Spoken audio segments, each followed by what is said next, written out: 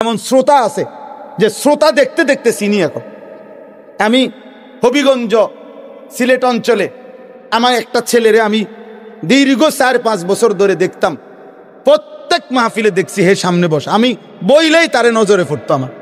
পরে একদিন আমি তারে ডাকছি, ডাইকে আমি বললাম তুমি কি করো? কয় হুজুর আমি ঘাস, মানে প্রতিদিন ঘাস কাটি আর ঘাস কাইটা বিক্রি করি, যা পাই তা দিয়ে সংসার চালাই। তাই বললাম তুমি যে সব মাহফিলে আসো, আমি দেখলাম তোমারে। কয় হুজুরে যখনই আমনের কোনো পোস্টার দেখি, কয় আমি তখন এই ঘাস কাটার টাকার থেকে একটু একটু টাকা জমাই, কয়টা টাকা জমাইয়া গাড়ি ভাড়া মিলাইয়া রাখি, আমনের ওয়াজ শুনতে যাম। তাই বললাম যে মাশাআল্লাহ। তো আমি বললাম যে তো আর কিছু কইবানি?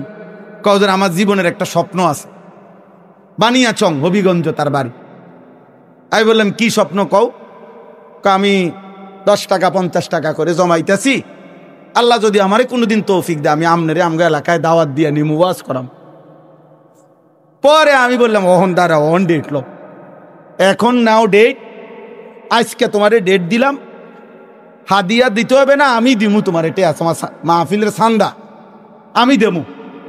ও আজ টেহা লাগতো না, তুমি যাও, তুমি আয়োজন করো, যেখানে কও তুমি, তোমার ঘরে হোক উড়ানে হোক, আমি ওখানে ওয়াজ করব।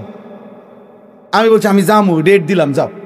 আশ্চর্য বানিয়াচং। আমি গত বছর এই ছেলেটা তার দাওয়াতে আমি গেছি মাহফিলে, গিয়া দেখলাম বানিয়াচং বাংলাদেশের সবচেয়ে বড় গ্রাম, এটা জানেন? বাংলাদেশের সবচেয়ে বড় গ্রামের নাম হলো এই বানিয়াচং হবিগঞ্জ। এক গ্রাম এক উপজেলা। হ্যাঁ হ্যাঁ, এটা গ্রাম একটাই, একটা উপজেলা, বুঝছেন নি হুজুর? গিয়ে দেখছি ওই গ্রামের মানে ওই উপজেলার সবচেয়ে বড় কলেজ হাই স্কুল মাঠ, যেটা বিশাল মাঠ, এই মাঠে এই ছেলে মাহফিল মানে আয়োজন করছে। আমি গিয়া দেখি একেবারে যদি কম হয় মানুষ 15-20 হাজার হইব, স্টেজে যদি একেবারে না হয় হুজুর 300-400 হুজুর হইব। হুজুর খেলাফত মজলিসের যিনি কেন্দ্রীয় আমির, এই যে দেওয়াল ঘড়ি মার্কার যে খেলাফত মজলিস, উনি বসা পাশ, ওনার বাড়িতে বানিয়েছে বড় বড় হুজুর সব। তাই বললাম কিরে কারবারটা কি, তারে কার মাহফিল এটা? হুজুর কইছি তো আমার আইয়া এলাকাত, আমার আর দৈর্ঘ্য দিছে না, সব আলেম ওলামা পাবলিক মিল্লা এই মাহফিলটা এত বড় বানায় ফেলছে। তাইলে দোস্ত, একজন শ্রোতাকেও মানুষ দেখতে দেখতে চিনে। কথা বুঝছেন কি না বল?